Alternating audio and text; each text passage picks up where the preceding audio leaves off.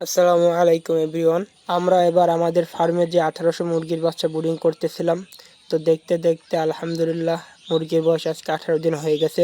তো মুরগি ছোট থাকতে রানীক্ষেতের ভ্যাকসিন দিয়েছিলাম প্রথম যে ভ্যাকসিনটা। তো দ্বিতীয় যে ভ্যাকসিনটা আছে সে ভ্যাকসিনটা হলো গাম্বুরার ভ্যাকসিন, সেটা আজকে দিব আমরা ইনশাআল্লাহ। প্রথম যে রানীক্ষেতের ভ্যাকসিনটা আমরা দিয়েছিলাম সে অবস্থায় মুরগি ছোট থাকার কারণে প্রত্যেকটা মুরগির চোখে আমরা পুশ করে দিয়েছিলাম। তো এখন মুরগি পর্যাপ্ত পরিমাণে বড় হয়ে গেছে, সেই কারণে এই ভ্যাকসিনটি মুরগিকে চোখে এখন আর পুশ করা যাবে না। সেই কারণে এই ভ্যাকসিনগুলো আমরা মুরগিকে খাইয়ে দিব। তো সে কারণে মুরগির খামার থেকে পানির পাত্রগুলো বাইরে নিয়ে চলে এসেছি। এখন যেহেতু মুরগির ভ্যাকসিনগুলো খাইয়ে দিব, সে কারণে মুরগির পানির চাহিদাটা রাখা উত্তম।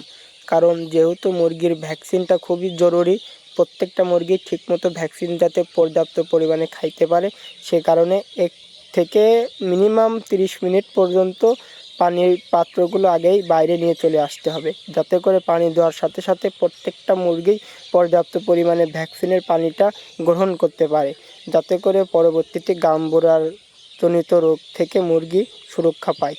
তো এখন খুব দ্রুত সম্ভব ভ্যাকসিনটা খাবার পানিতে মিক্স করে দিব। যেহেতু মুরগিগুলো আধা ঘন্টা থেকে ঘন্টাখানেক যাবৎ পানি থেকে বিরত আছে, সে কারণে আমরা ভ্যাকসিনের পানিগুলো খুব দ্রুত সম্ভব তাদের সামনে দিয়ে দিব, যাতে করে মুরগিগুলো ভালোভাবে পানি খাইতে পারে। তো আলহামদুলিল্লাহ আমাদের ভ্যাকসিনেশন করা হয়ে গেছে। তো আপনারা দেখতে পাচ্ছেন যে অনেক সময় পানি থেকে বিরত থাকার কারণে মুরগিগুলো পানির কি তীব্র চাহিদা বেড়েছে।